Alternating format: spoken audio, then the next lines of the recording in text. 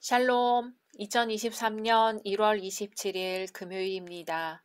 기도하겠습니다. 주님, 오늘도 주의 말씀으로 하루를 시작할 수 있도록 인도해 주시니 감사합니다. 사랑하는 주님, 기도의 영을 부어주셔서 기도할 수 있게 하소서. 나라와 민족을 위하여, 사회를 위하여, 교회와 이웃을 위하여, 가정을 위하여, 마지막으로 나 자신을 위하여 주님의 마음으로 기도하게 하소서. 예수님의 이름으로 기도드립니다. 아멘. 오늘의 말씀은 사무엘상 24장입니다.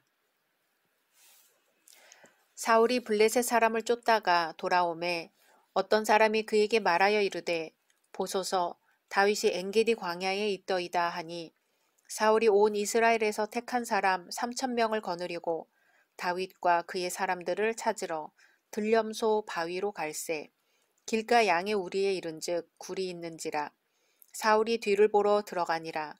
다윗과 그의 사람들이 그 굴 깊은 곳에 있더니 다윗의 사람들이 이르되 보소서 여호와께서 당신에게 이르시기를 내가 원수를 내 손에 넘기리니 내 생각에 좋은 대로 그에게 행하라 하시더니 이것이 그 날이니이다. 하니 다윗이 일어나서 사울의 겉옷자락을 가만히 베니라. 그리한 후에 사울의 옷자락 뱀으로 말미암아 다윗의 마음이 찔려 자기 사람들에게 이르되 내가 손을 들어 여호와의 기름 부음을 받은 내 주를 치는 것은 여호와께서 금하시는 것이니 그는 여호와의 기름 부음을 받은 자가 됨이니라 하고 다윗이 이 말로 자기 사람들을 금하여 사울을 해하지 못하게 하니라. 사울이 일어나 굴에서 나가 자기 길을 가니라. 그 후에 다윗도 일어나 굴에서 나가 사울의 뒤에서 외쳐 이르되 내 주 왕이여 하매 사울이 돌아보는지라. 다윗이 땅에 엎드려 절하고 다윗이 사울에게 이르되 보소서 다윗이 왕을 해하려 한다고 하는 사람들의 말을 왕은 어찌하여 들으시나이까. 오늘 여호와께서 굴에서 왕을 내 손에 넘기신 것을 왕이 아셨을 것이니이다. 어떤 사람이 나를 권하여 왕을 죽이라 하였으나 내가 왕을 아껴 말하기를 나는 내 손을 들어 내 주를 해하지 아니하리니 그는 여호와의 기름 부음을 받은 자이기 때문이라 하였나이다. 내 아버지여 보소서 내 손에 있는 왕의 옷자락을 보소서. 내가 왕을 죽이지 아니하고 겉옷자락만 베었은즉 내 손에 악이나 죄가가 없는 줄을 오늘 아실지니이다. 왕은 내 생명을 찾아 해하려 하시나 나는 왕에게 범죄한 일이 없나이다. 여호와께서는 나와 왕 사이를 판단하사 여호와께서 나를 위하여 왕에게 보복하시려니와 내 손으로는 왕을 해하지 않겠나이다.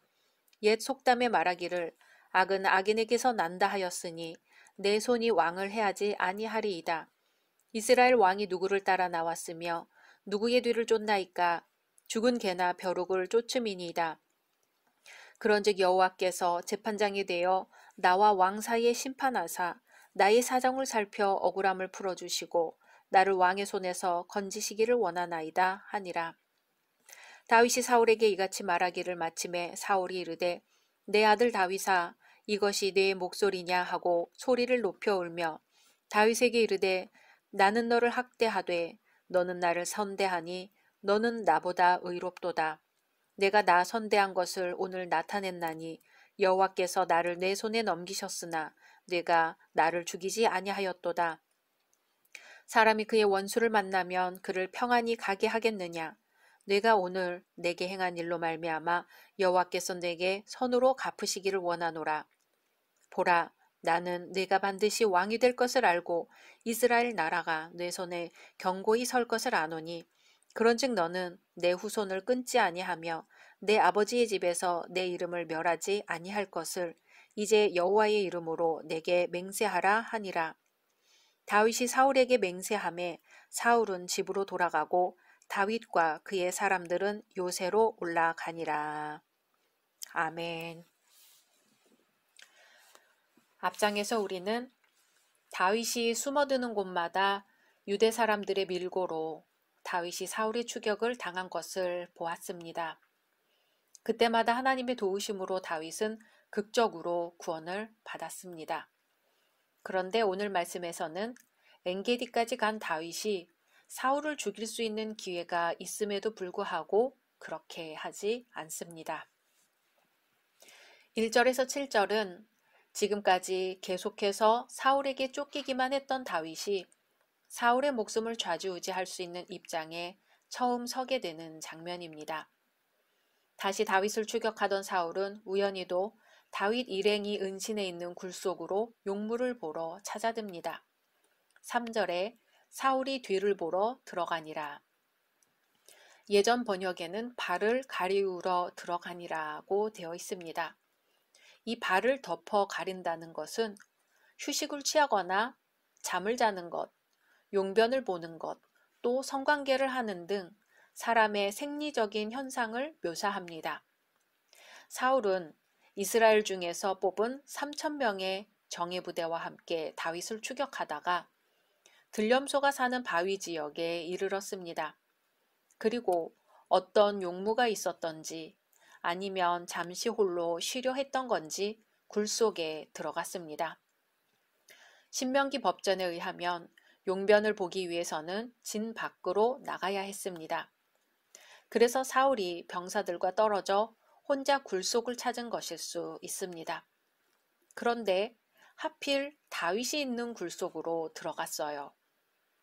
사태가 역전되어 사울이 다윗의 추격자가 아니라 다윗이 사울의 추격자가 되는 순간이 되었습니다. 순식간에 두 사람의 운명이 바뀌었습니다. 그래서 다윗 일행은 사울을 처치할 것을 주장하지요. 하지만 다윗은 이를 만류하고 다만 그의 겉옷자락만 뱁니다. 사울은 다윗을 죽이려고 온갖 애를 썼음에도 다윗을 죽일 수 없었지요. 하지만 늘 쫓기기만 했던 다윗은 이처럼 사울을 죽일 수 있는 결정적 기회를 얻었습니다. 그런데요, 같은 상황에서 다윗과 다윗의 부하들의 생각이 전혀 다릅니다. 다윗의 부하들은 사울이 많은 동굴 중 마침 다윗이 은신해 있던 곳으로 들어온 사실 자체를 하나님께서 그를 다윗의 손에 죽게 하기 위한 섭리라고 보았습니다. 그러한 상황을 통해서 하나님의 섭리를 발견해 보려는 노력이었지요. 하지만 다윗은 부하들의 판단이 잘못되었다고 생각했습니다. 다윗은 이렇게 생각했어요. 원수에 대한 복수는 하나님께 맡겨야 한다. 더욱이 사울은 하나님의 대리자로서 왕으로 기름 부음 받았으니 전적으로 하나님의 손에만 처분을 맡겨야 한다는 것입니다. 그렇게 다윗은 사울의 옷자락 일부만 잘라냈습니다. 그건 다윗이 사울을 죽일 수 있었음에도 불구하고 죽이지 않았음을 확증할 수 있는 명백한 증거였던 것이죠. 다윗은 사울을 해하려는 마음이 없었고 오히려 사울의 왕직을 존중하고 있음을 충분히 보여주는 것이었습니다. 다윗은 하나님께서 기름 부어 세우신 자를 해칠 수 없는데 그 옷자락 일부만 잘라낸 것만으로도 큰 양심의 가책을 느꼈습니다. 부하들을 설득시키며 자제하였습니다. 8절에서 15절은 다윗이 사울 앞에서 자신의 결백을 호소하는 장면입니다.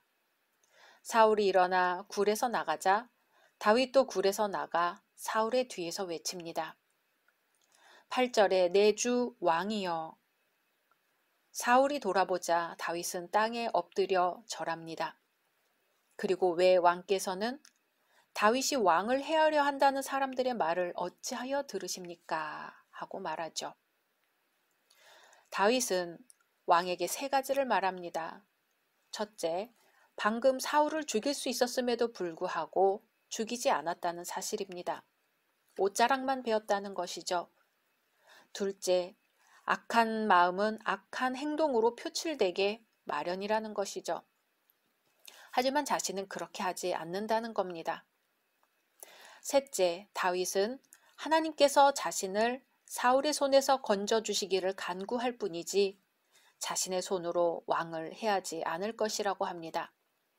다윗은 극진한 예를 갖추어 사울 앞에 겸손한 자세로 이야기를 합니다.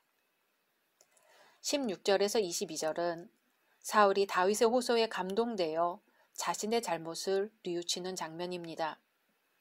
더불어 사울이 다윗에게 선처를 부탁하는 장면입니다. 16, 17절에 내 아들 다윗아 이것이 내 목소리냐 하고 소리를 높여 울며 다윗에게 이르되 나는 너를 학대하되 너는 나를 선대하니 너는 나보다 의롭도다 하고 사울은 눈물을 흘립니다. 인간의 양심이 한때는 흉악할지라도 사람의 선한 행동과 의로운 마음은 그것들을 녹여버릴 수 있습니다. 그렇게 가까이 있었다가는 얼마든지 사울에게 잡힐 수 있음을 알면서도 다윗의 진정한 호소에 사울은 눈물을 흘리고 만 것이지요. 여호와께서 내게 선으로 갚으시기를 원하노라 하고 말합니다. 사울 왕은 이 순간 양심이 회복되었고 이성이 깨끗하여졌습니다. 이전에 가졌던 다윗에 대한 질투의 감정이 지금은 다윗에게 진정으로 여호와의 복이 함께하기를 기원하는 마음으로 바뀌었습니다. 다윗이 인내하여 사울을 선대한 결과입니다. 사울은 스스로 원수 삼은 다윗에게 복을 선언합니다. 19절 사람이 그 원수를 만나면 그를 평안히 가게 하겠느냐? 내가 오늘날 내게 행한 일을 인하여 여호와께서 내게 선으로 갚으시기를 원하노라. 그리고 사울은 다윗이 자신을 대신하여 왕이 될 것을 축복합니다. 20절 보라 나는 네가 반드시 왕이 될 것을 알고 이스라엘 나라가 내 손에 견고히 설 것을 아노니. 심지어 사울은 다윗에게 그의 후손들을 끊지 말 것을 부탁합니다. 21절 그런즉 너는 내 후손을 끊지 아니하며 내 아비의 집에서 내 이름을 멸하지 아니할 것을 이제 여호와로 내게 맹세하라. 나무의 꽃이 만발하면 우리는 과실을 맺힐 것을 기대합니다. 하지만 모든 꽃이 다 과실을 맺지는 못하지요. 많은 꽃들이 과실을 맺기 전에 떨어져 버려 한때의 아름다운 꽃으로 끝나버립니다. 사울이 자신의 잘못을 후회하며 스스로 반성하고 우는 모습을 볼 때 정말 아름답습니다. 하지만 안타까운 사실은 모든 꽃들이 다 열매를 맺을 수 없는 것처럼 자기 양심의 회복의 눈물이 진리로부터 온 것이 아닐 때는 단지 일시적인 눈물로 그치고 만다는 사실입니다. 꽃이 열매로 이어지지 못하고 그저 꽃으로 존재하다 떨어져 버리는 것과 같은 것이죠. 그러므로 구원을 가져오는 눈물은 일시적인 반성과 뉘우침으로 흘리는 눈물이 아닙니다. 진리를 알고 거기서부터 자신의 죄를 돌아보고 슬퍼할 뿐 아니라 죄로부터 돌아서야 진정한 눈물이라 할 것입니다. 반면 다윗은 그를 원수로 여기는 사울로부터 복의 선언을 받았습니다. 적어도 이 순간 사울은 다윗에게 진정으로 복을 빌어주었습니다. 원수로부터 인정받는 사람, 원수로부터 사랑받는 사람, 원수로부터 축복받는 사람이 진정 행복한 사람입니다. 진심으로 하나님을 경외하고 원수까지 사랑하는 사람에게 주시는 하나님의 은총입니다. 오늘은 우리를 원수로 여기는 사람, 우리가 원수로 여기는 사람을 생각해 볼까요?